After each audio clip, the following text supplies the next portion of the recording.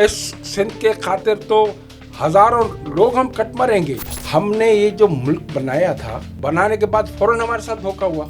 जब इस मुल्क का वजूद नहीं हुआ था, उस दौर से हम कराची के असल मालिक वारिस हैं। जीएम सिंध के जो नजरियात हैं वो आज के दौर में क्या मकाम रखते हैं? अल्लाह ताला ने आप उर्दू बोलने वालों को सिंध माँ की जो गोद नसीब की है उसकी कदर करें। सिंध को सबसे ज्यादा जो मसला दरपेश है वो धारियों की आबादकारी है। सिंध में जो अमन अमान है उसकी सूरत हाल पर आपकी क्या राय है? ये सारे वसाइल हमारे आप लेके जा रहे हो, हमें क्या दे रहे हो? एमक्यूएम 1986 में बनी, उससे पहले तो कोई वो सिंधी मुहाजिर का मसला ही नहीं था। किस किस्म का सूबा बनेगा? आपने मजाक समझा हुआ है सिंध को क्या? वफाक और सूबों के दरमियान जो अख्तियारात है उसकी तकसीम मुनसिफाना है। पीपल्स पार्टी का बंदा है, जमात इस्लामी का सिंधी है, वो तो बशीर कुरैशी।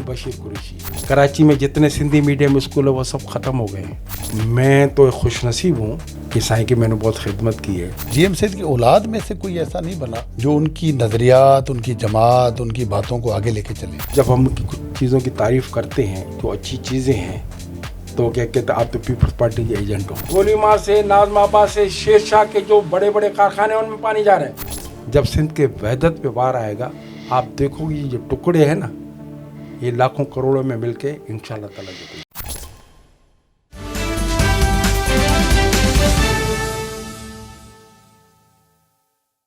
अस्सलाम वालेकुम। साया पॉडकास्ट के साथ मैं हूं आपका मेज़बान हमीद सुमरो और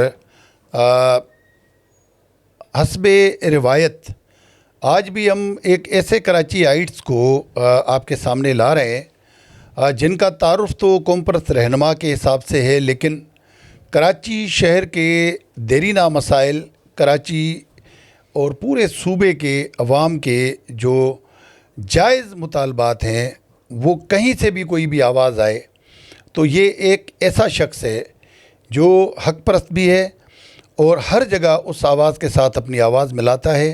तो इस वक्त हमारे साथ आज मौजूद हैं सिंध के कौम परस्त रहनुमा इलाही बख्श बिक्कक साहब। इलाही बख्श साहब, साया पॉडकास्ट में आपको मैं वेलकम करता हूँ। बहुत शुक्रिया। और एक रिवायत है ख़ास तौर पे कौम परस्त रहनुमाओं के हवाले से मुख्तलिफ़ कॉन्सेप्ट्स होते हैं। एक तस्वुर दिया जाता है कि ये मुल्क दुश्मन है और पता नहीं किस किस तरह की कोई बातें की जाती हैं। तो उन तस्वुरात पे भी हम बात करेंगे और सब जो सिंध के मसाइल और मामलात हैं उस पर भी हम बात करेंगे। आपका माजी भी बड़ा शानदार है, कोशिश करेंगे कि उसको भी थोड़ा सा डिस्कस करें। तो हमारी रिवायत है कि हम सबसे पहले तारुफ जो है वो पेश करते हैं अपने मेहमान का। तो आप भी बताएं कि आपका तारुफ क्या है, आप कहाँ पैदा हुए और कितनी तालीम हासिल की और किस तरह सियासत में आए? मेरा तारुफ एक इंडिजिनस कराची का, सिंध धरती का बेटा हूँ मैं। कराची जब इस मुल्क का वजूद नहीं हुआ था, उस दौर से हम कराची के असल मालिक वारिस हैं। मेरी पैदाइश कराची जो आज एक डिस्ट्रिक्ट सेंट्रल कहलाता है, लालू खेत कहलाता है, लियाकताबाद टाउन कहलाता है, गोलीमार कहलाता है, उसमें एक हमारा गांव हाजी मुरीद बिक्कक गोट। हाजी मुरीद बिक्कक गोट जी, जो इस मुल्क के वजूद से पहले है। और सबसे बड़ी बात बताऊं कि लालू खेत जो जिसका नाम है लालू, एक सिंधी बारण था जो आज आप लोगों ने उसको लियाकताबाद कर दिया है, लियाकत अली खान के नाम पे। हाँ, लेकिन असल ये एक लालू सिंधी एक ज़मींदार था बहुत बड़ा। और अभी भी जो लसबेला पे बारण रहते हैं, लालू बारण था, वो उसके वारिस रहते हैं। जो आप लालू खेत नंबर 1, ये आपका लसबेला, ये गोलीमार, ये सारी उसके खेत थे, ये सारी ज़मीनें थी। मुल्क के वजूद में आने के बाद इस शख्स ने ये आप लोगों को गिफ्ट की, लेकिन आप लोगों ने उसका ये सिलसिला दिया है कि लालू का नाम हटा के आप लोगों ने लियाकताबाद कर दिया। ठीक है। तो उसमें हमारा गोट है हाजी मुरीद बिक्कक गोट, जिसमें मैं पैदा हुआ हूँ। और वहीं पर एक हमारा सिंधी मीडियम स्कूल है अबराम रोबन, इब्राहिम ने अबराम रोबन सिंधी प्राइमरी स्कूल, जिसमें मैंने पहली से 5वीं क्लास तक तालीम की। फिर उसके बाद सिंध मदरसा इस्लाम बोल्टल मार्केट में, वहाँ मैंने तालीम हासिल की है। वहाँ पर हमारे तमाम प्यारे असातिज़ा थे, पीर खलील अहमद साहब, साईं सुमर साहब, और हमारे जो प्रिंसिपल थे अब्दुल मुईद फारूकी, एक उर्दू स्पीकिंग थे। लेकिन मैं कहता हूँ आज तक मैंने ऐसा हीरो शख्स उर्दू स्पीकिंग में नहीं देखा। नफीस और नफीस हाँ, और सिद्ध परस्त, क्योंकि साईं गुलाम सुबह शाह जो वाइस चांसलर सिंध यूनिवर्सिटी के, उसके ये शागिर्द थे। अच्छा, तो सिंध मदरसे में मैट्रिक किया, वहाँ से बाद फिर हाजी अब्दुल्ला हारून कॉलेज से ग्रेजुएशन किया है, कराची यूनिवर्सिटी में भी पढ़े हैं। तो ये मेरा तारुफ है। और उसके बाद सिंध मदरसा से हैदर मंजिल का जो सफ़र है, तकरीबन मैं 9th क्लास में या मैट्रिक क्लास में था, तो हैदर मंजिल में साईं जीएम सैयद के पास आता जाता था। साईं की बातों से इश्क हो गया, सिंध से इश्क हो गया। फिर हैदर मंजिल, मेरा एक घर था अपना हाजी मिर्दगोट, दूसरा मेरा घर था हैदर मंजिल। और साईं जीएम सैयद का ऐसा प्यार था कि उस वक्त मैं छोटा था, मैं उनका फैमिली मेम्बर था, मैं वहाँ उनको खिदमत करता था। साईं का जो वो खिदमतकार मास्टर ग़ुलाम कादिर की गैर मौजूदगी में साईं को पानी पिलाना, साईं को खाने खिलाना, साईं को जो ज़ोर दबाना, वो सारा मेरा काम। अच्छा, आपकी जो सियासी जदोजहद है जी, वो तो सालों पर मुहित है, लेकिन वो कौन सी ऐसी चीज़ थी, वो कौन सा ऐसी रोशनी थी जो आपको सियासत की तरफ या कौम परस्त सियासत की तरफ जो है वो खींच लाई? सियासत का आगाज़ कैसे किया? सर सियासत असल में आप बता, जैसे मेरा साईं जीएम सैयद तो एक गैर मामूली शख्सियत थे, और उसके लेक्चर थे, उसकी बातें थी। तो आपको तो ख़ुद पता है कि ये जो इस मुल्क का वजूद हुआ है, वो जीएम सैयद की जो करारदाद सिंध असेंबली में जो पेश हुई, हाँ, तो साईं जीएम सैयद के बारे में पढ़ा, साईं कायदे आज़म के साथ होते थे। बल्कि उसका ड्राफ्ट जो तैयार किया गया वो हैदर मंजिल पे किया हैदर गया, मंजिल पे किया गया। हाँ, साईं जीएम तो सैयद की। ये जो सारा सिलसिला साईं जीएम सैयद का था। तो और आपको पता है कि जो ये मुल्क का वजूद था वो कन्फेडरेशन से था। आपने 47 के बाद आते ही लियाकत अली खान ने अपने मनमानी को, लियाकत पर यहाँ का थोड़ी था, हिंदुस्तान से आया था। आते ही आप लोगों ने उनको पावर्स दे दिए और कायदे आज़म भी उनके उसूलों पे चलने लगा। तो साईं जीएम सैयद ने कहा कि भाई हम तो इस मुल्क का वजूद था कन्फेडरेशन, जैसे आप बताओ सारी दुनिया की रियासतें अमेरिका वगैरह कन्फेडरेशन, जो आप करारदाद है, जो लाहौर आप जाके आज भी देखें, जो साईं जीएम सैयद ने जो की थी, तो उसमें यह कि भाई सिंध एक, हम रियासत है, हम सूबा नहीं थे भाई। एक बंगाल, पंजाब, ये सारी रियासत, बलूचिस्तान तो उस वक्त सूबा था ही नहीं ना, उनका था वो एक रियासत थी, लसवेला रियासत थी, कलात रियासत थी, और झालावान, ये सब रियासतें थी। ये तो आपने उसको तो मेरे ख्याल में 70 के बाद जो आपने उसको सूबा किया है। तो साईं जीएम सैयद ने ये जो हमें बताया कि भाई हमने ये जो मुल्क बनाया था, और बनाने के बाद फ़ौरन हमारे साथ धोखा हुआ। तो जब जैसे धोखा हुआ तो फिर आप बताएं कि हम अपने अलग रास्ते पे गए। भाई अभी भी आप देखें कि हमारे साथ क्या हो रहा है। आपने सियासत का आगाज़ कब किया और कहाँ से किया? 77 या 89, 79 से मैंने हैदर मंजिल पे था। तो वहाँ अब्दुल वाहिद आरशर आया करते थे, सब थे। तो ये सिंध महास उनके नज़रियात से आप मुतासर हुए और फिर सियासत में आप आए। अच्छा, जीएम सैयद के जो नज़रियात हैं वो आज के दौर में क्या मकाम रखते हैं आपकी नज़र में? वो क्या है? बड़ा मकाम रखते हैं। कैसे? देखें अभी इस वक्त आप देखें जो आप हमारे साथ क्या हो रहा है। जीएम सैयद ने उस वक्त जो बता दिया था, जो निशानियाँ की थी, आपको याद होगा कि साईं जीएम सैयद ने कहा था कि आप लोग अपनी सिफ़ें मजबूत करो, ये इस्लामाबाद वाले आपको आपका रास्ता क्लियर करके देंगे। तो अब देखो कि तेल हमारा है, गैस हमारा है। आप जाके देखो ये अपना कारूंजर जबल में सोना है हमारा, गैस हमारे यहाँ से निकलती है, वसाइल पोर्ट हमारा है, और ये सारे वसाइल हमारे आप लेके जा रहे हो। हमें क्या दे रहे हो? आपने स्टील मिल जब जुल्फ़िकार अली भुट्टो ने यहाँ पे बनाई थी, पोर्ट कासम बनाया था, तो उसमें देखो हमारे सिंधी कितने थे, ज़मीनें हमारी सिंधियों की गई। सारे हमारे जो वहाँ पे थे पालारी, जोख्या और बहुआ बरोच, उनकी ज़मीनें, उन पे आपने जब ये पोर्ट कासम बनाया या स्टील मिल बनाया, आपने उनको क्या दिया? उनको मतबादल दिए थे मकानात और गांव बना के मकानात दिए थे। लेकिन उनमें आपने नौकरियां कहाँ, कितने फीसद दी? आज आप जाके देखें तो वहाँ तो सारे गैर सिंधी है वहाँ पे। अच्छा ये बताएं कि सिंध को आपकी नज़र में सबसे ज़्यादा जो मसला दरपेश है वो क्या है? सर सिंध को सबसे ज़्यादा जो मसला दरपेश है वो धारियों की आबादकारी है और हमारे वसाइल की लूटमार है। कैसे? देखें, जैसे आप अफ़गानी, बर्मी, बंगाली, आप देखें मच्छर कॉलोनी वहाँ पे खुलेआम जाके देखो सारे हम लोगों ने 1986-85 में जो तहरीक चलाई थी कि भाई बिहारी नहीं चाहिए, सिंध में गैर मकानियों को बाहर निकाला जाए और सिंध में हमें हमारे वसाइल दिए जाए, वो आज तक चल रहा है। आप जाके देखें, अफगान बस्तियों को देखें, आप ये नादरन बाईपास से जाके देखें, सारी हमारी अफगान बस्ती तो एक तो वीरान हो गई है, सर वीरान हो गई है। गए देखो ना, आपके खुद रियासत निकाल रही है, रेंजर्स उनको ढूंढ रही है, लेकिन वो यहाँ रह रहे हैं। मतलब यहाँ ये से बस्ती तो खाली कर दी है लेकिन वो यहाँ से गए नहीं। गए नहीं है। अच्छा, आप देखें पंजाब से चले गए, आप देखें पख्तूनख्वा से चले गए, लेकिन सिंध में रह रहे। कहाँ रह रहे हैं? मुख्तलिफ जगहों पे आप जाके देखें, यहाँ से निकल के आपका मीरपुर खास के पास सिंध के मुख्तलिफ शहरों में, गांव देहात में चले गए हैं। देहात में चले गए। तो वो क्यों गांव देहात वाले उनको पनाह दे रहे हैं? काठोड़ के मुख्तलिफ इलाकों में देखे पीछे, वहाँ सारे चले गए, वहाँ रह रहे, कोई उनको कुछ बोलने वाला तो कोई इदारे नहीं इनको वो वहाँ पे मना करते हैं? या कोई मना करेगा? इदारे कौन है? पुलिस है।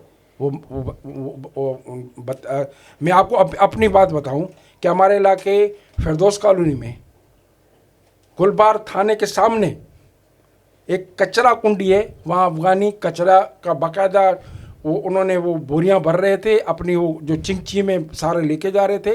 तो मैंने उसके खिलाफ पोस्ट लिखी। वो क्या हुआ कि पहले उससे 5,000 लेते थे, पकड़ के ले गए, 20,000 में उनको छोड़ दिया। तो यहाँ की जो आप कुछ भी हो जाए, आप कितनी भी सख्ती करो, अभी आप चालान पे किसी भी चीज़ पे सख्ती करोगे ना, तो पहले आप जो 200 रुपये लेते थे वो 1,000 रुपये लेके उसके कीमत हो जाती है। कानून शिकनी फिर भी जारी है। कानून शिकनी जारी। अच्छा, सिंध में जो अमन अमान है उसकी सूरत हाल पर आपकी क्या राय है? आप बताओ, अभी एक बच्ची जो अगवा हुई है पख्तूनख्वा की, वहाँ से मुसल्ले लोग आए, फ़ौरन उसको आपने बरामद कर लिया। प्रिया कुमारी को कितने साल हो गए? हाँ, उसको नहीं किया। क्यों? वो पता है हमें कहाँ है, पता है कहाँ है, किसके पास है, नहीं ले सकते। और कच्चे के डाकू, जब कच्चे के डाकुओं को पे आप क्यों नहीं ऑपरेशन क्यों नहीं ले सकते? किसके पास है? कुछ है आपके नॉलेज है आपको? सर मुझे इतना अंदाज़ा नॉलेज नहीं है, लेकिन जो शाह है, मुलविस है, और अभी कल परसों मैंने पढ़ा था कि शायद वो प्रिया कुमारी नहीं, वो सैयदा है। तो ये जो अभी देखें, एक आपको यहाँ भले आप नाराज़ हो, ये उसके रिश्तेदार भी कुछ कमी बेशी है। देखिए, हमने 3 तलवार पे एहतजाज किया, आपको याद हो गया, वहाँ पर हमने खुला बोला, लेकिन जब उनके माँ बाप की उनसे बातचीत हुई ज़िया लंजार से या उनके बड़े इदारों से, वो लोग मुतमईन होकर बाहर आ गए, फिर खामोश क्यों हो गए? कुछ तो गड़बड़ है। गड़बड़ है मतलब कोई मालिक वर्षा भी इसमें मुलविस है। उनको पता है कहाँ है, उनको पता है कि हमीद के पास है, बिकेक के पास है, कहाँ है, क्लियर उनको पता है। तो ये जो चीज़ें हैं ना, ये हमारी कभी क्योंकि हम खुद मुलविस होते हैं। अभी डाकू, आप बताओ, कच्चे के डाकू है, उनके पास ये क्या आपका ये ड्रोन कैमरा भी है। अच्छा जी, ये जो हमारा अभी आप कहते हैं कि भाई हमारा जो ये मोबाइल है इसको आप बंद करो, तो कितने पता नहीं किलोमीटर पे आपको वो पता चल जाता है। वो तो खुलेआम आपके पास वीडियो लाइव वीडियो भेज रहे होते हैं, जो लाइव आ रहे हैं। अच्छा सर, पानी का मसला और नहरों का तनाज़ा जो है, इस पर आपका क्या मौक़िफ़ है? सर पानी का आज का मसला नहीं है। ये कालाबाग डैम से लेके, आपको याद है बरलो बाईपास पे शहीद बशीर खान कुरैशी, शहीद मोहतरमा बेनज़ीर भुट्टो, हम लोगों ने साथ जद्दोजहद की थी। ये देखें, मसला ये नहीं है पानी हमारा है, दरिया नील, दरिया नील कहाँ से शुरू होता है? कोई रास्ते में उनको बोलता है कि हम डैम बांधेंगे, कोई उनको कहता है, आखिर में जहाँ आता है छोड़ उनका है मिस्र वालों। पहला तो जाहिर है उसी का तो हमारा सिंधु पंजाब 5 दरिया में से 3 दरिया तो उन्होंने आप लोगों ने खुद बेचे। अब हमारा पानी है, लेकिन हमारे जो हुक्मरान हैं वो सच्चे नहीं हैं, क्योंकि इस वक्त जो सियासत चल रही है उन लोगों को जो बिठाया गया है कि भाई आप लोग खामोश रहो, हमें जो करना होगा करेंगे। अब आप ये कैनालों पे हमारी जो एहतजाज था वो ख़त्म हुआ है, लेकिन अभी कहते हैं कि जरदारी साहब ने साइन कर दिया है, वहाँ पे कहते हैं कि भाई होने वाला है। तो हमारे अपने ही लोग जो है वो सच्चे नहीं हैं। अच्छा भिकक साहब, ये बता दें कि 18वीं तरमीम दावा किया जाता है कि हमने सूबों को बाख्तियार कर दिया, माल भी दे दिया, पैसे दे दिए, वो ख़ुद काम करें, ख़ुद डिपार्टमेंट चलाएं, ख़ुद मुख्तारी दे दी गई है। आपकी नज़र में ये क्या है, ऐसे हुआ है या अभी भी काफ़ी कुछ हुकूक बाकी हैं? 28वीं तरमीम तो वो लोग तो वापस ले रहे हैं ना। वो जरदारी साहब ने कहा कि मैंने कमाल कर दिया, सिंध के लिए दिया है, तो वो उनको अच्छा नहीं लग रहा है। अब वो 28वीं ला रहे हैं, उनमें सुना गया कि पूरी सिंध की हालत चेंज होगी, कराची को भी वफाक के हवाले किया जाएगा, ग्वादर को भी उसके हवाले किया जाएगा। लेकिन 18 जो तरमीम है उससे जो थोड़ा बहुत हमें फ़ायदा है वो भी वफाक को, उन लोगों को कोई फ़ायदा नज़र तो नहीं है यार। लोगों की हालत 18वीं तरमीम के बाद मज़ीद ख़राब हुई है या बेहतर हुई है, आपकी नज़र में क्या है? सिंध तो शुरू से ही, चाहे आप 18 तरमीम बोलें चाहे कुछ भी, देखें ना, असल में जो हम देखें ना, हमारा तो नज़रिया आपको पता है, लेकिन कन्फेडरेशन देखें भाई, दुनिया का कानून है। आपका जो मुल्क वजूद में आया 47 जो करारदाद है लाहौर पे, करारदाद लाहौर में क्या लिखा हुआ है? करारदाद लाहौर में लिखा है कि भाई जो सिंध जो कमाता है, पंजाब जो कमाता है, बलूचिस्तान जो कमाता है, उनका है। फॉरेन अफेयर्स, करेंसी और जो क्या नाम है ये दिफा, उसको जो हिस्सा देने के बाद जो जिसका हिस्सा वो अपना खर्च करता है। लेकिन यहाँ ये है कि आपका जो सुपर हाईवे का टूल प्लाजा है, कितनी टूल है वो सारे वफाक के पास जा रही है। जितने भी आपके ज़खायर हैं वो सारे वफाक के पास जा रहे हैं। और टूल के बदले आपको इतना शानदार हैदराबाद कराची मोटरवे बना के दिया है। शानदार जो दिया, तो शानदार का फ़ायदा किसको? शानदार का फ़ायदा मलिक रियाज को, शानदार का फ़ायदा आपको DHA को है। आम किस गरीब को, पालारी को फ़ायदा हुआ है, आम किसी खास केली को फ़ायदा हुआ है, आम किसी जोखियों को फ़ायदा हुआ, आम किसी भिक्का को, गबोल को या छोटे को फ़ायदा हुआ है। ये इशारा बना रहे हैं। तो इफ्तिताह के टाइम पे भी उनको तो कोई लिफ्ट नहीं की गई है। इशारा भुट्टो की आप बात कर रहे हैं? इशारा भुट्टो बता रहा हूँ ना। तो उससे हमें क्या फ़ायदा हुआ है? जो वहाँ का आम लोकल लोगों की तो ज़मीनों के ऊपर घंटों का सफर, बात सुनो, घंटों की बात तो आप बता रहे हो, लेकिन जिसकी ज़मीन से आप गुजरे हो, जिसके करोड़ों की ज़मीन है, उसको तो मुआवजा मिला है ना। मुआवजा सर मिलने के बाद आप मुआवजा क्या मिलता है? जो ज़मीन की जो वैल्यूएशन होती है, अब एरिया टाउन में आप देख ले, मुआवजा जो आप 5-5 लाख रुपए आप लोग एकड़ लेके रखी है, आज उसकी क्या कंडीशन है? तो ये सारा सिंधियों को, ख़ास करके कराची में हमारा जितना ख़ास करके इंडिजिनस का नुकसान हुआ है। अभी ये जो शाहरा भुट्टो के आने से जो बहुत सारे गोट है, बहुत सारी जो वहाँ पे और लोकल चीज़ें हो, तो साहब ने सब तबाह की है। फ़ायदा किसको? फ़ायदा डिफेंस में रहने वाले, डिफेंस और बैरिया टाउन वाले का फ़ायदा हो गया, फ़ायदा उसको DHA और डिफेंस वाले का फ़ायदा हो गया। आम गरीब का आपने क्या फ़ायदा दिया? उस रोड से आम गरीब तो ना मोटर। अच्छा, ये जो अब जिक्र हम कर रहे थे मोटरवे का, हैदराबाद कराची मोटरवे, वो कैसा ज़बरदस्त मोटरवे है या कैसा है? अच्छा, कराची मोटरवे कौन सा ज़बरदस्त है? वही पुराना ही है। आप फीस वो मोटरवे के ले रहे हो, और है वही सुपर हाईवे है, और क्या है? अच्छा, ये मुझे बताएं कि जो नए सूबे के क़याम की बहस इस वक्त छिड़ चुकी है, उसको आप किस नज़र से देखते हैं? सर पहले तो बात है, नया सूबा इंशाल्लाह ताला हमारे होते हुए जब तक सिंध का एक भी बेटा मौजूद है नहीं बनेगा।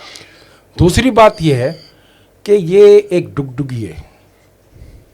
देखिए आपको बताऊं, आप पंजाब में 2 सूबे बनाने के हामी हैं। मेरी बात सुनो।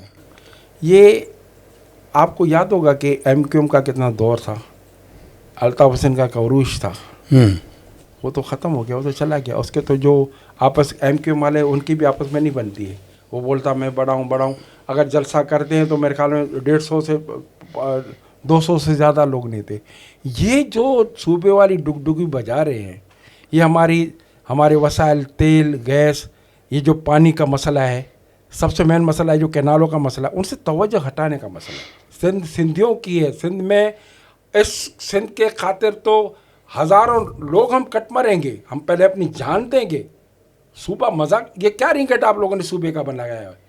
किस किस्म का सूबा बनेगा? आपने मजाक समझा हुआ है सिंध को क्या? सिंध सूबे का आप, मैं कहता हूँ ये यहाँ पर आके आप प्रेस कॉन्फ्रेंस करके और आ जाके कारोबारी लोगों को कहते हैं कि भाई सहूलत, भाई क्या सहूलत है? आप अपने जो वसाइल है उनको दें, आप उस तरह से करें। जो भी जरा सी बात हो जाती है सिंध सूबा बनेगा, सिंध को सूबा बनाएंगे, जरा से मजाक समझा हुआ क्या? सिंध एक वहदत है। सिंध के वहदत पे वार हम किसी सूरत में बर्दाश्त नहीं करेंगे। उस पर मरेंगे, हम कटेंगे, अपनी जानें देंगे। मजाक समझा हुआ सिंध को सूबा बना रहे हैं। अच्छा, वफाक और सूबों के दरमियान जो अख्तियारात है उसकी तकसीम मुनसिफाना है? नहीं है। क्या है? सब वफाक ले रहे हैं। सिंध को आप लोग क्या दे रहे हो? सिंध को आप दे क्या रहे हो? सिंध का सबसे ज़्यादा जो सिंध की पोर्ट से आप लोग लेके जा रहे हो, और तो छोड़ो, सिंध की पोर्ट की कमाई खाली हमें दे दे। सिंध की ये जो मोटरवे की कमाई हमें आप दे दे। सिंध का तेल है, सिंध का गैस है, कारूंजर से आप बताओ तो कोयला जो निकल रहा है, बड़े दुनिया के चाइना वाले कह रहे हैं कि भाई ये ऐसा कोयला है कि अगर आप बिजली घर करो तो पता नहीं कितने लोगों को आप ये बिजली दे के आपको पकड़ दे। ये तो सब आप लेके जा रहे हो यार। मेड़ के पास जहाँ से ये तेल, मैं वहाँ गए थे दोस्त के पास, इलाके का नाम अभी याद नहीं है। आप यकीन को हर 10-15 मिनट के बाद वहाँ ऑयल टैंकर जो वहाँ तेल निकल रहा था, वो जा रहा था, कहाँ जा रहा? वो पंजाब में जा रहा साफ़ होने के लिए। इतना हमारे पास तेल है, इतना हमारे पास गैस है, यहाँ साफ नहीं होता। नहीं, देखो मुसलमान क्या है, सब आप लेके जा रहे हो। हमें आप दे क्या रहे हो? हमें आप तासब दे रहे हो। ज़रा सी बात होती है सिंध को सूबा बनाएंगे, ज़रा सी बात होगी तो अब कराची को वफाक के हवाले करेंगे, ज़रा सी बात होगी कि भाई लिसानी जर सिंधी मुहाजिरों को आपस में लड़ा रहे हो, लिसानी फसादात कर रहे हो। अभी देखो लाड़काना में जो वाक़या हुआ है, ये मजाक है क्या? ये क्या है भाई? एक बंदा वहाँ पर है, वो मुसलमान है, उसने कुर्बानी की है। अब उसका कोई सुसर कादियानी है तो उसका मसला, वो तो मुसलमान है ना। वहाँ मौलवी पहुँच गए, हंगामा कर रहे हैं। अरे भाई, हम लोग इस्लाम मुसलमान हैं, हम दीन हमारा इस्लाम है, हम खुद अल्लाह को हुजूर के एक काफिर का किस्सा मशहूर है, औरत हमारे कचरा फेंकती थी फिर भी वो बीमार तो पूछने गए। हमारे नबी सल्लल्लाहु अलैहि वसल्लम को देखे, उनके अखलाक कितना बुलंद था, जिसके लिए हमारे सूफी कहते हैं अवल मुझो महबूब ये चंड सितारा पोथिया। शाह साईं कहते हैं कि न का कुन्न फयकुन हुई, न का मुर्तमा, न को शुद्ध सवाब जी, न को गर्ज गुनाह, हेकाई हेकवी अले अरवा सान्या सुपरी। कि भाई जब दुनिया का वजूद ही नहीं था तो हमारे नबी सल्लल्लाहु अलैहि वसल्लम का वजूद था। हम तो वो सिंधी है। अच्छा, तो आप हमले पे हमला कर रहे हैं। हम अल्लाह का शुक्र है, हम सलात पढ़ते हैं, नबी सल्लल्लाहु अलैहि वसल्लम को आखिरी नबी मानते हैं। ये सारे ड्रामेबाजियाँ, आपके पानी पे हमला है, सारी तवज्जो, ये जो हम आपस में थोड़ा सा हो जाते हैं ना तो ऐसा मसला कर लेंगे, कभी सिंधी मुहाजिर झगड़ा करा लेंगे, कभी शिया सुन्नी फसाद करा देंगे, कभी ये मसले कर देंगे। अच्छा, तो बड़ी अच्छी बातें लोग मानते भी हैं, तकलीफ़ में मसाइल में कौम परस्तों को सपोर्ट भी करते हैं, लेकिन कौम परस्त जमातें अवामी सतह पर मजबूत सियासी मुतबादिल अभी तक नहीं बन सकी हैं। इसकी क्या वजह है? सर आप कैसे कहते हो? 23 मार्च 2012 कराची में आपने नहीं देखा? बशीर खान कुरैशी, लाखों की ऐसा जलसा, आज तक इतना प्रोग्राम जो दावा करते कराची के मालिकी की, उन्होंने भी नहीं कहा, उनका ही दमा खराब हो गया था। जब से तो ये लोग लग गए कभी कराची हमारा क्या, वो जो लाखों मलिर की से गगर तादाद में फाटक से आए। निकले थे, हाँ एम जुनार रोड पे जलसा किया हमें था। जुनाड़ रोड में हुआ था, वो एक तारीखी जलसा था। वो जलसा और उसके बाद 23 मार्च 2014 को जबकि हमारा बशीर कुरैशी के भाई को शहीद किया गया था, कि इन लोगों ने सोचा कि ये मुश्तैल होंगे, जलसा नहीं होगा। 23 मार्च को प्रोग्राम है, 21 मार्च को शहीद मकसूदान कुरैशी, सलमान वदो को शहीद किया गया। लेकिन हम मुनज़्ज़म हुए, हम लोगों में इश्तियाल नहीं हुआ। हमने वो 2014 में भी ज़बरदस्त जलसा किया।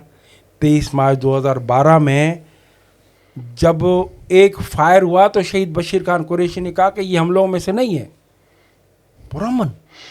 अच्छा, तो आप कैसे कहते हैं कि कौमी लाखों की तादाद में? इलाही भाई बिक्कक साहब ये भी बता दें कि कौम परस्त जमातें हैं टुकड़ों में बटी हुई हैं। कोई छोटा सा कोई घर किसी का कोई छोटा सा महल, किसी का केबिन, किसी की टांगा पार्टी, मतलब ये एक ही नज़रियात, एक ही कौम की नुमाइंदगी करते हुए ये एक प्लेटफॉर्म पे क्यों नहीं है? सर, इनकलाबी पार्टियों में ऐसा होता है। अच्छा, आप फ़लस्तीन में देखें, हमास में देखें, यासर अरफात, उसके बाद कितनी नहीं फ़लस्तीन हमास तो इसराइल के खिलाफ लड़ रही है, हम कौन सा इसराइल के खिलाफ लड़ रहे हैं? जो फ़लस्तीन में कितनी जो जमातें हैं जो मिलके वो अपने फ़लस्तीन की आज़ादी के लिए काम कर रहे हैं, उनको मुख्तलिफ है, एक थोड़ी है। तो यहाँ पर भी आप देखें, मेरी बात सुने, हम कितने भी टुकड़े में बटे हुए हैं, लेकिन जब सिंध की वहदत पे वार होता है, जब सिंध के मसलों पे वसाइल में वार होता है, जब पानी का मसला बबरलो में आपने देख लिया ना, वहाँ पे कोई हम तकसीम हुए थे। तो जैसे इन्होंने एक निज़ाम था जो कराची को 2 हिस्सों में बांटने वाला, उसमें आपने देखा था हम सब एक हो गए थे। तो सिंध के पर आज जब भी आएगी, जब सिंध के वहदत पे वार आएगा, आप देखोगे ये जो टुकड़े हैं ना, ये लाखों करोड़ों में मिलके इंशाल्लाह ताला देखेंगे। अच्छा, अगर कल आपको सिंध की हुकूमत मिल जाए तो आपकी पहली 3 तरजीहात क्या होंगी? सर, सिंध की हुकूमत एक तो हमें मिल नहीं सकती है। मिल गई, फॉर एग्जांपल मिल गई, तो सर हम इसको 3 तरजीहात क्या होंगी? सर, सिंध की हुकूमत एक तो हमें मिलेगी नहीं, क्योंकि हमारी जो जद्दोजहद है कुछ और है। नहीं, हम मिल गई, हमने आपको दे दी, अब आप क्या करेंगे? तालीम को आम करेंगे। आम है पहले से? नहीं है, आम नहीं है। आप जाके देखिए, हमारे इस सबसे बड़ी बात आपको बात बताऊं, कराची में जो तालीम है, मैं सरदार शाह मेरा भाई है, मेरा दोस्त है, 2 दफ़ा उसके पास गया हूँ कि भाई जो कराची के स्कूल है वहाँ पे सिंधी लैंग्वेज टीचर्स नहीं हैं। कराची में जितने सिंधी मीडियम स्कूल है वो सब ख़त्म हो गए हैं। आप वहाँ सिंधी टीचर्स रखें? नहीं रखते। नहीं रखते। वो जो सिंधी मीडियम जो वहाँ पे उर्दू, जहाँ पे सिंधी लैंग्वेज रखना चाहिए, वहाँ पे उर्दू टीचर डेडर पढ़ाड़े, उसको गे सिंह नहीं आता है। तो ये हम कहेंगे कि भाई सबसे पहले तालीम को आम करेंगे, और जितने भी है कि अपने गरीबों। दूसरी तरजीह क्या होगी? दूसरी तरजीह ये होगी कि हम जो वसाइल है अपने वो हासिल करें, आगे का हासिल करेंगे, अपने लोगों को देंगे, हम गरीब गुर्बत को ख़त्म करेंगे। तीसरी ये होगी कि हम एक अच्छी रियासत बनकर दुनिया में उभरना चाहते हैं।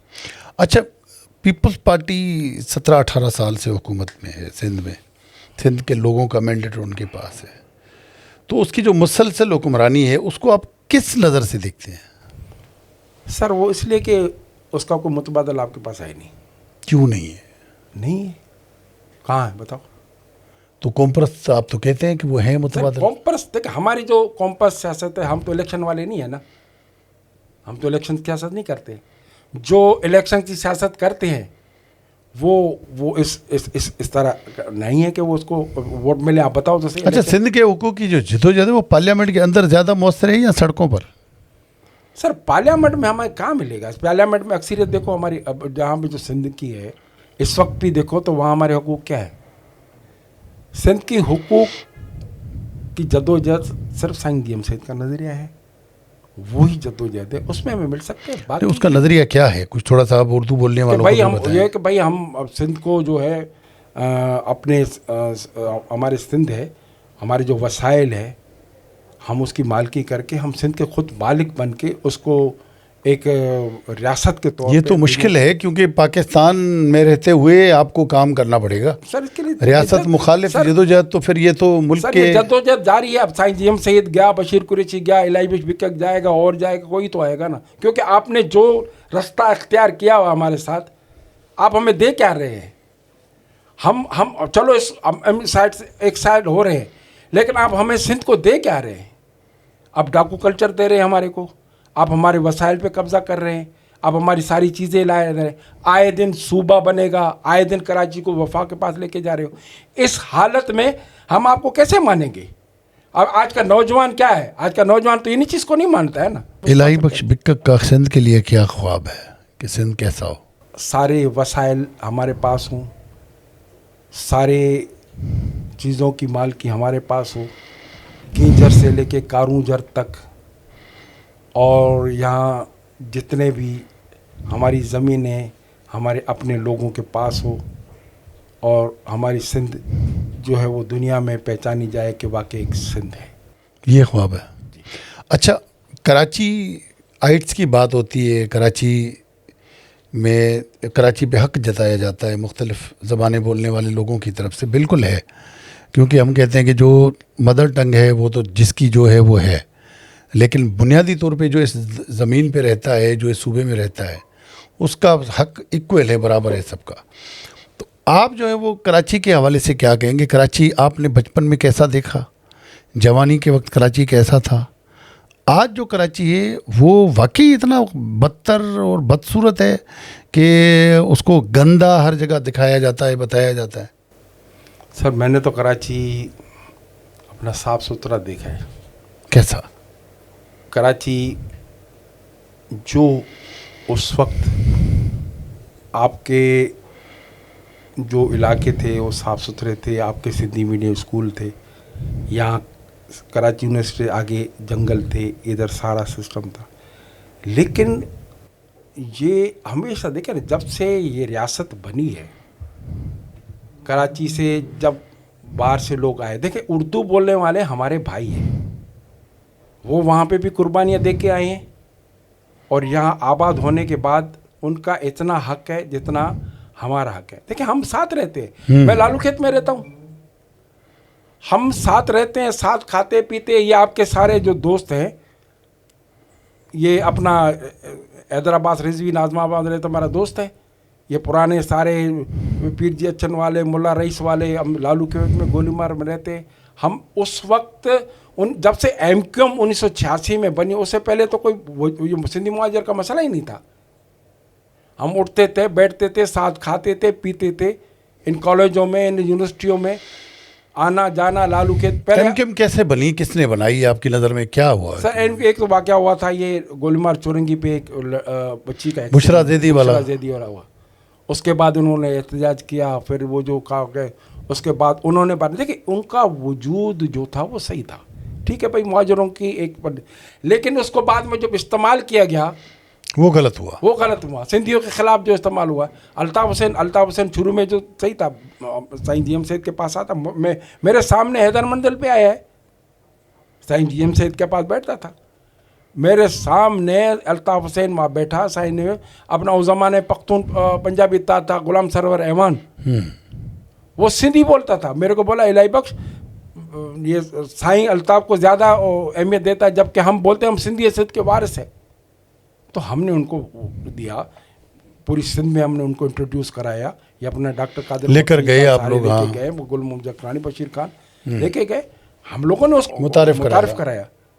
उसके बाद वो बोले हम सब कुछ हम हैं।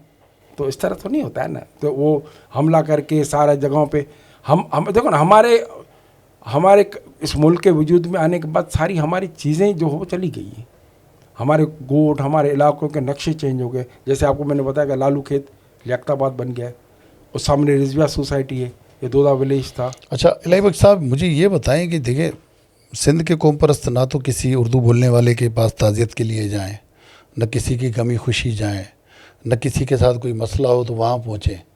तो उर्दू बोलने वाले सिंध की कौमी तहरीक या सिंध की कौम परस्त जमातों की सपोर्ट क्यों करें? सर उर्दू बोलने वाले का हम तो साथ हैं। अभी एक कौन मुहाजिरता नौजवान जो जिनको मैं गया था, अजरक भी पहनाइए, अभी उसकी वालदा का इंतकाल हो गया। मैं उनको मैंने फ़ोन किया, उनसे टाइम लिया, डिफेंस में रह जाएंगे।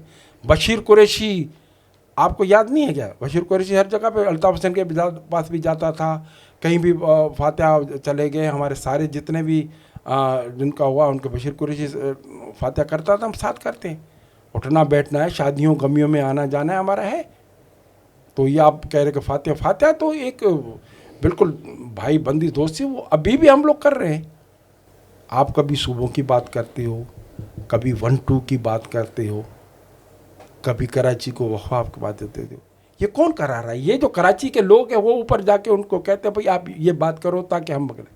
अभी टुकड़ों टुकड़ों में बटे हुए, आप सोशल मीडिया पे देखो तो सही, उनके पास और है क्या? लेकिन ये सोशल मीडिया पे आप कभी सिंध को वफ़ा के हवाले नहीं करेंगे, हमारी जद्दोजहद। अच्छा, जीएम सैद से भी आपने उनके साथ वक्त गुजारा, कैसे थे वो?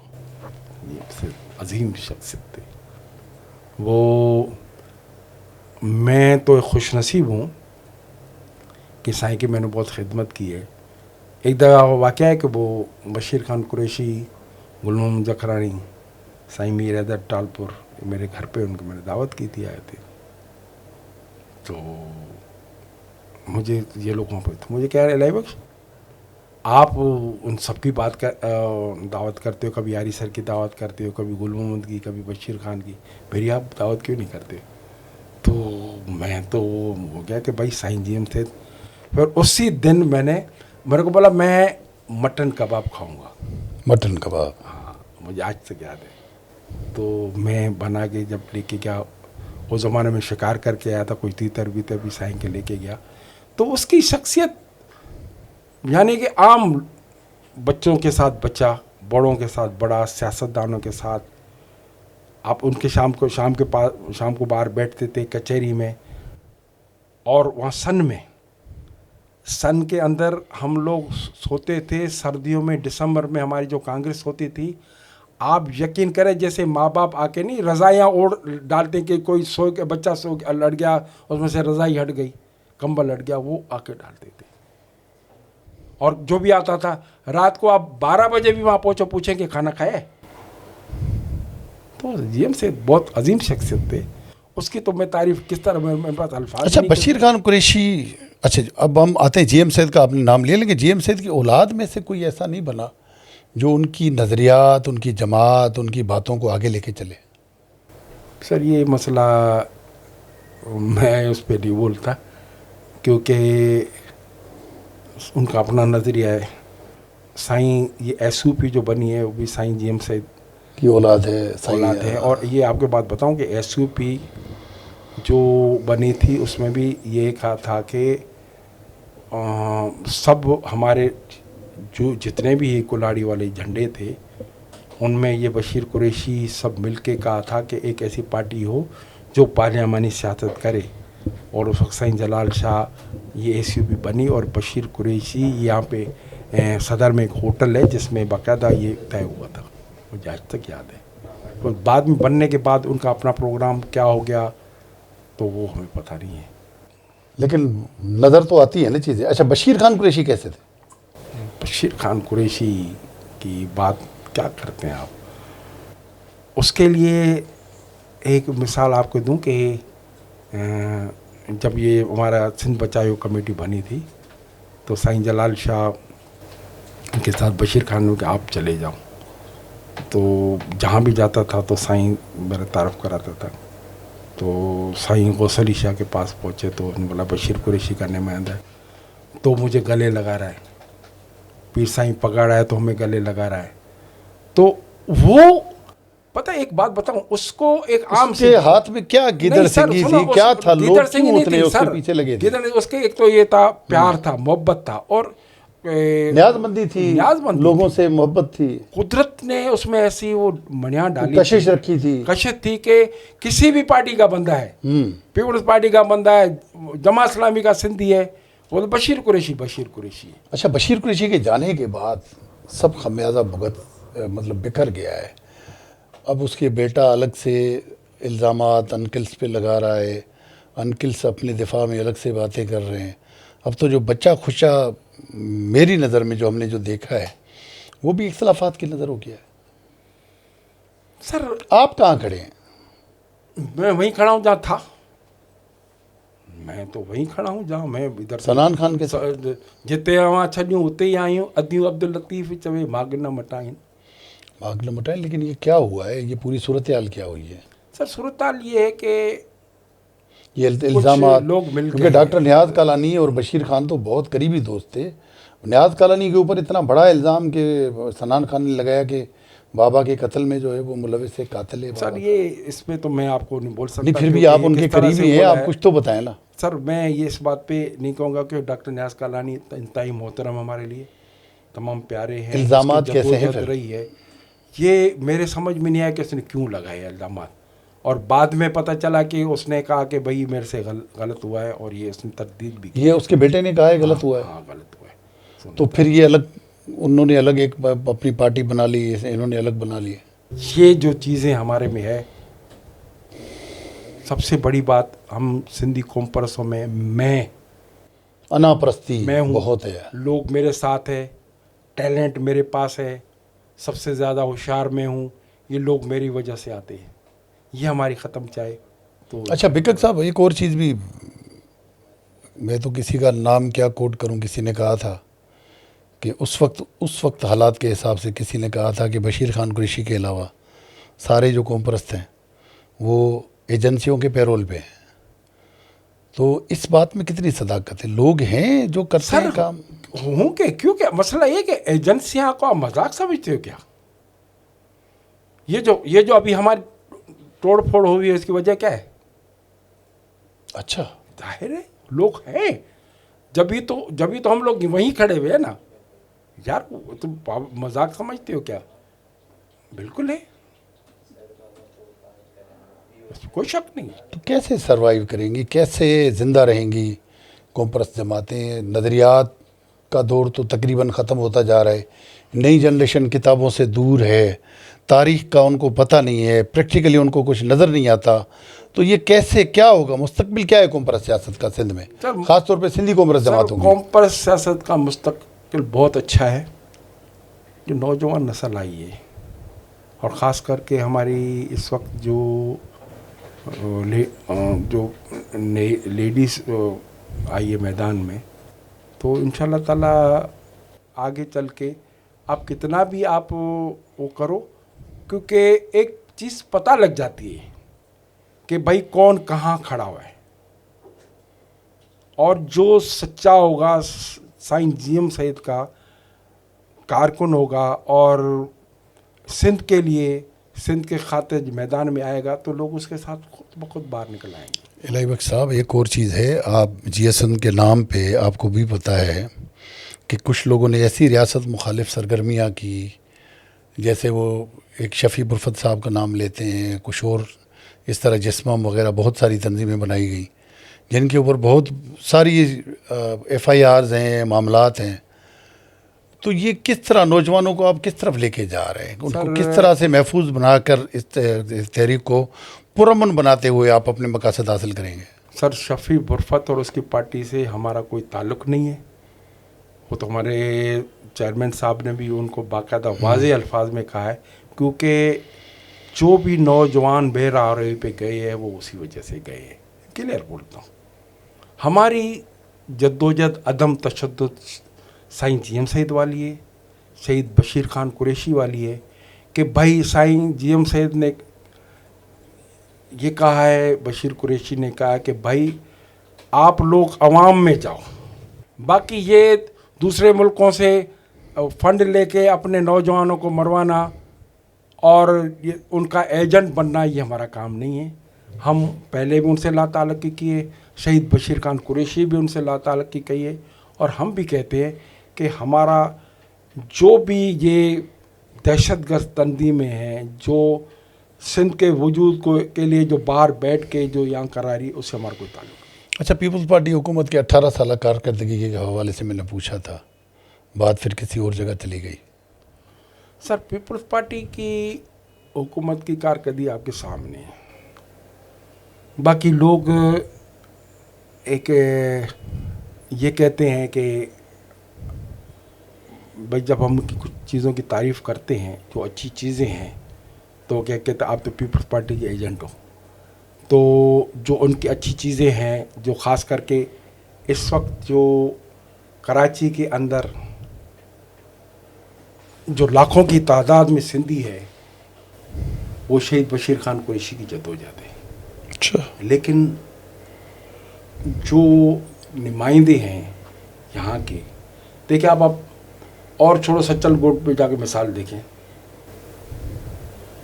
ये हम लोगों ने गोट गांव बनाए थे, आज वहाँ पे लाइब्रेरियाँ हैं, वहाँ पे जो ग्राउंड्स बने हैं, ये तो पीपल्स पार्टी हम मानेंगे कारकर्दगी है।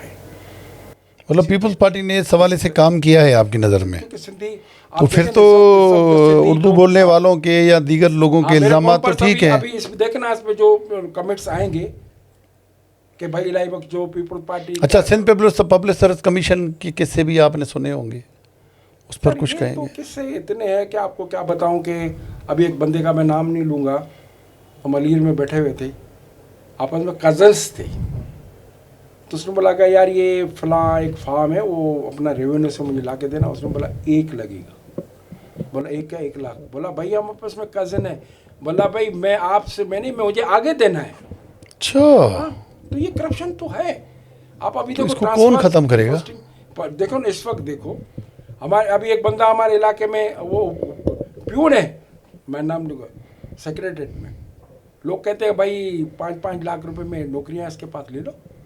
अच्छा, मजाक नहीं कर रहा हूँ, हकीकत है। वो दे भी देता है, दिला भी देता है, दे रहा, ज्वाइनिंग हो रही। क्या बात है, बताओ, ये तो करप्शन है। तो फिर तो इल्ज़ाम सही है ना कि ये नौकरियां बेच रहे हैं? नहीं, करप्शन है, करप्शन को 100% कर। आपकी नज़र में सिंध का कोई ऐसा वज़ीर आला रहा है जिसको आप एक अच्छा करार दें कि यार ये अच्छा था, इसने वाकई सिंध के लोगों के लिए मुनासिब काम किए? मेरी नज़र में कोई नहीं है। सिंध के लिए मजहबी जमातों का सिंध में किरदार, जैसे शाह अहमद नूरानी थे या बहुत सारे और भी ऐसे जमात इस्लामी के लोग थे, जमीयत उलमा पाकिस्तान और बहुत सारी मजहबी जमातें, कराची में बड़ा असर रहा है बड़े अरसे तक। उनसे भी आपकी बड़ी अच्छी दुआ सलाम भी रही और साथ काम भी किया, क्या कहेंगे? सर, मजहबी जमातें तो कराची में शुरू में रही है। शाह अहमद नूरानी थे, उनके बड़े मुबल्लिग थे शफ़ी काड़वी साहब, वो हमारे इलाकों में आते थे, तकरीरें करते थे। जमात इस्लामी तो 33 साल से नमतुल्लाह खान से लेके वहाँ नाज़िम रहे हैं कि उन्होंने काम किया, लेकिन उन्होंने कभी भी सिंधी इलाकों में काम नहीं किया है, लोकल आबादी में काम नहीं किया है। आज नईम रहमान कह रहे हैं कि हम सिंध के लिए, उन्होंने कुछ नहीं किया है। थोड़ा बहुत जो अभी हुआ है वो इस पार्टी ने किया है। अच्छा, क्योंकि अभी भी देखा, अब आप बताओ कि ये जो मेयर कराची कौन है, उर्दू स्पीकिंग है ना, लेकिन उर्दू स्पीकिंग वाले इसको तस्लीम नहीं कर रहे। हमें भी इख्तलाफ है। जो उसको लाया गया है, आप ये नहीं समझे कि वो सिंधी होगा, अंदर से वो मिला हुआ है, एमक्यूएम के साथ अलग मिला हुआ है, पीपल्स पार्टी के अलग मिला हुआ, उनका अलग काम कर रहा है। आप बताओ, कराची में पानी के मसला इतना है, पानी हमारे इलाके में नाज़िमाबाद में, लालू खेत में, मेरे पास अभी मैं गोलीमार में रहता हूँ, पानी नहीं आ रहा है। नहीं आ रहा। कितना बोला है उनको, कौन सा अपना ये सलमान मुराद को बोला, सबको बोला, पानी नहीं। कराची में टैंकर में पानी मिलता है, नल में नहीं मिलता। सर यही इसी वजह से ना, वजह ये कि टैंकर माफिया आपका है। आपको सर में, आपको, आप हमारे साथ इलाके में चले कि जो पानी की लाइनें जो जारी है, जो टैंकर माफिया की है, यहाँ से गोलीमार से, नाज़िमाबाद से, शेरशाह के जो बड़े बड़े कारखाने हैं उनमें पानी जा रहा है, लेकिन हमें नहीं मिल रहा। आप उनको एक जाके वहाँ थोड़ा सा आप टच करके देखें, फौरन आपको आके गायब कर देंगे। कौन करता है? वो माफिया है।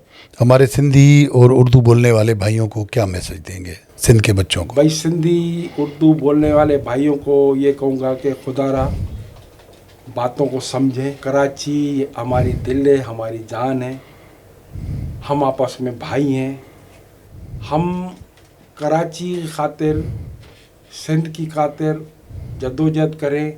ये लोग जो हमें आपस में गलतफहमियाँ पैदा कर रहे हैं, इनमें से बाहर निकल के हम, क्योंकि अल्लाह ताला ने आप उर्दू बोलने वालों को सिंध माँ की जो गोद नसीब की है उसकी कदर करें। हम आपस में मिलें। देखिए, हमें लड़ाने के लिए बहुत कोशिशें की गई।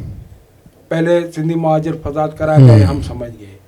फिर शिया सुन्नी फसादात हुए, हम समझ गए। अभी जो लाड़काना में मामलात हुए वो भी यहाँ फैलाने की कोशिश कर रहे हैं, उस पर हम लोगों ने कंट्रोल किया है। हम अपनी सिंध की खातिर, सिंध की दिल कराची की खातिर हम एक हो जाएं। जब हम एक होंगे तो किसी को जुर्रत नहीं होगी कि हमारे इत्तेहाद को ख़त्म करेगा और हम खुशहाल सिंध बनाएं। जी हाँ, तो आपने मैसेज सुना। इलाही बख्श बिक्कक साहब का यही कहना है कि सिंधी बोलने वाले कौम परस्त हों या हमारे उर्दू बोलने वाले सिंध के मुस्तकिल वासी, उन सबको मिलकर अपने मुस्तकबिल के लिए, सिंध के मफादात के लिए, सिंध की बेहतरी के लिए मिलकर काम करना पड़ेगा। तब ही जाके हम वो मंजिल हासिल कर सकेंगे जिसके हुसूल के लिए हम सब बातें करते हैं। तो अगले मेहमान तक के लिए मुझे दीजिएगा इजाज़त। अल्लाह हाफ़िज़।